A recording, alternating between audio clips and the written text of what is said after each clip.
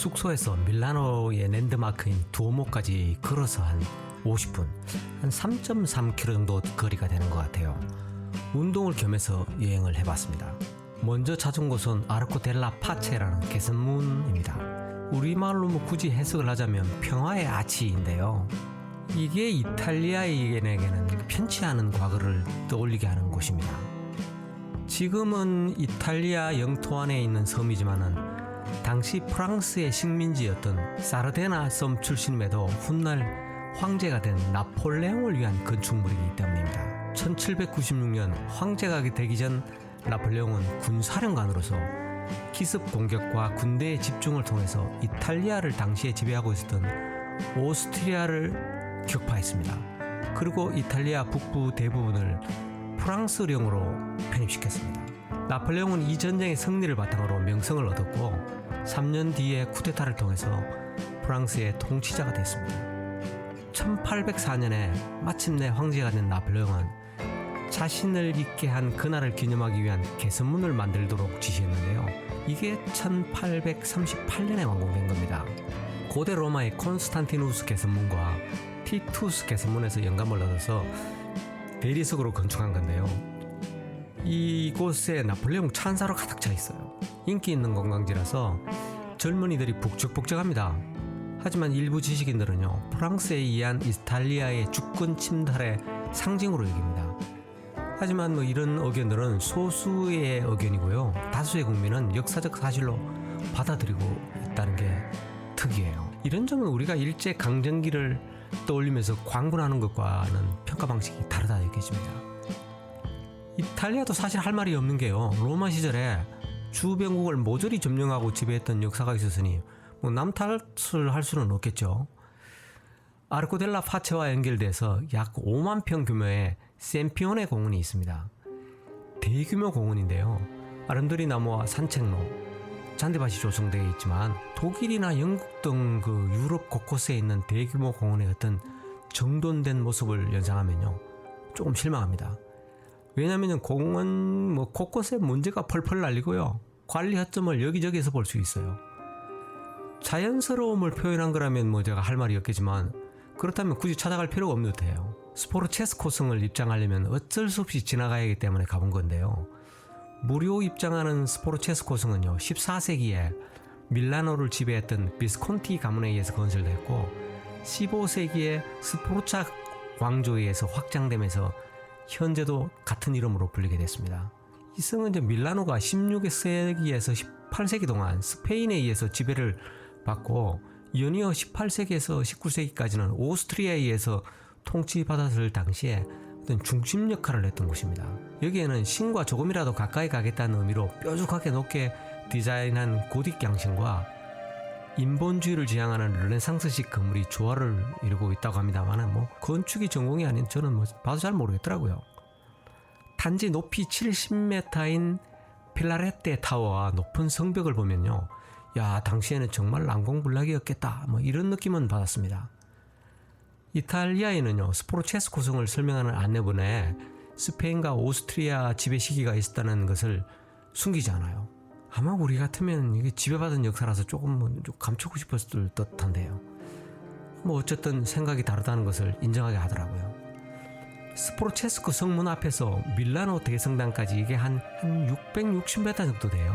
큰 길이 펼쳐져 있습니다. 평생 오직 한 여인 베아트리체만을 사랑했던 극작가인 단테를 기념하는 보행자도로 단테로입니다. 도로 폭이 대략 한 8m 정도 되고요. 차가 다닐 수 없는 보행자 전용 도로입니다.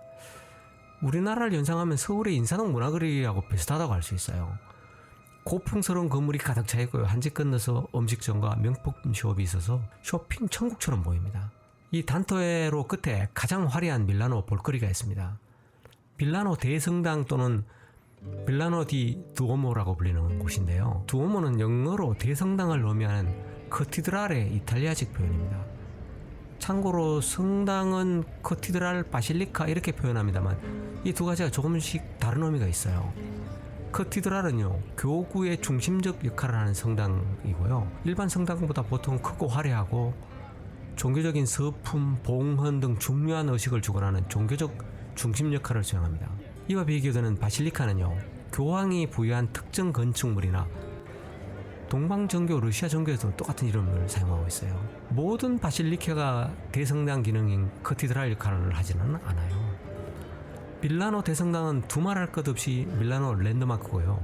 밀라노 중심부에 있는 두오모 광장에 있습니다. 이거 완성되는 데까지 꽤 오랜 시간이 걸렸어요. 1386년에 시작해서 근래인 1965년에 마무리됐으니까 거의 한 600년 정도 걸린 거죠. 성당의 외관은요, 이탈리아 북부 피트몬트에서 생산하는 고급 석재인 칸돌리아 리자토라고 하는 대리석으로 마무리를 했고요. 이 대리석은 분홍빛이 도는 하얀 대리석인데 로마 시대 때부터 아주 귀한 건축 자재로 사용된 거랍니다. 광장 전면에서 도모를 바라보면요, 가슴이 꽉 차는 듯한 느낌을 받고 뾰족한 첨탑과 그 첨탑 위에는 조각성이 아득하게 보입니다.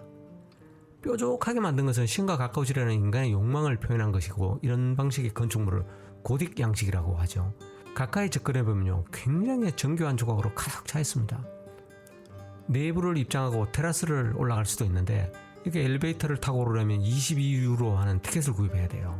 공식 홈피를 통해서 사전에 예매하는 게 좋습니다. 밀라노 대성당이 커티드랄의 기능을 하지만 이와 비교되는 유명한 성당인 바실리카가 인근에 있어요.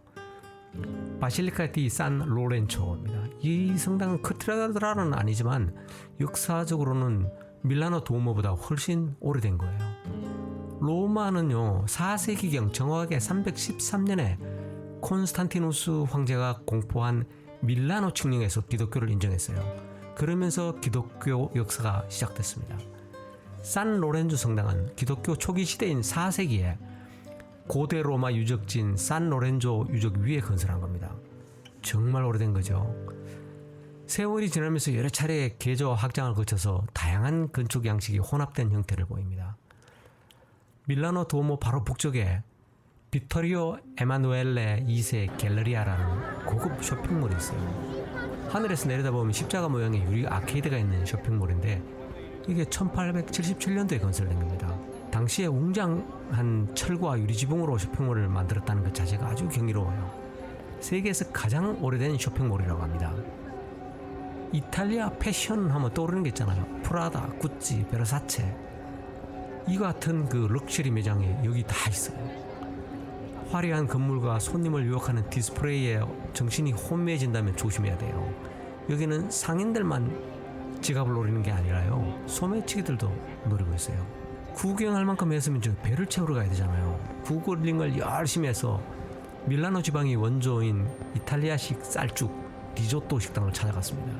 테베르나 데이 골로시, 우리말로 번역을 하면 미식가의 술집이라는 상표를 가진 이탈리아 전통 식당입니다. 포르치니 리조또하고 샤프란 리조또, 마르게리타 피자를 주문했어요.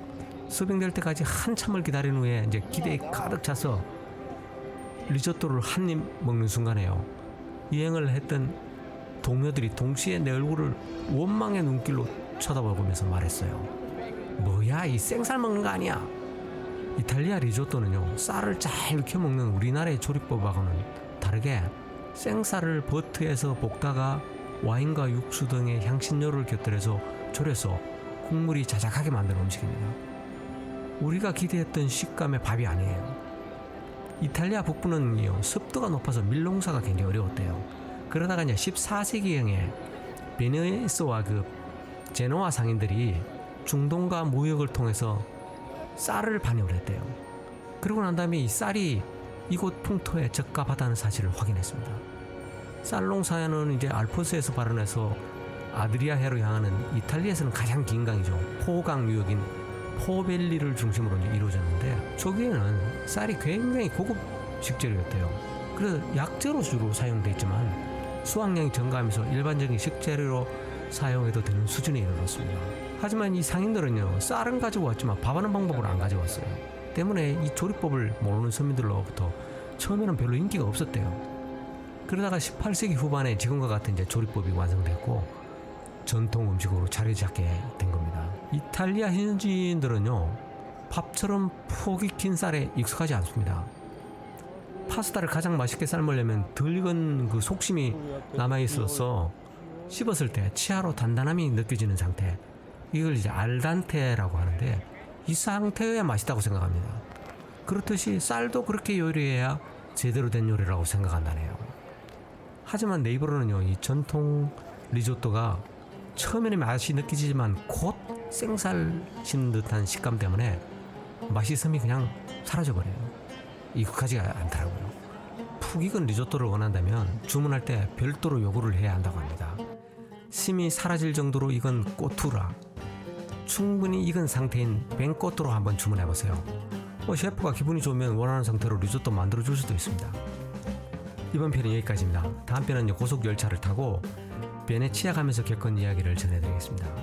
구독과 좋아요, 알림 설정 부탁합니다.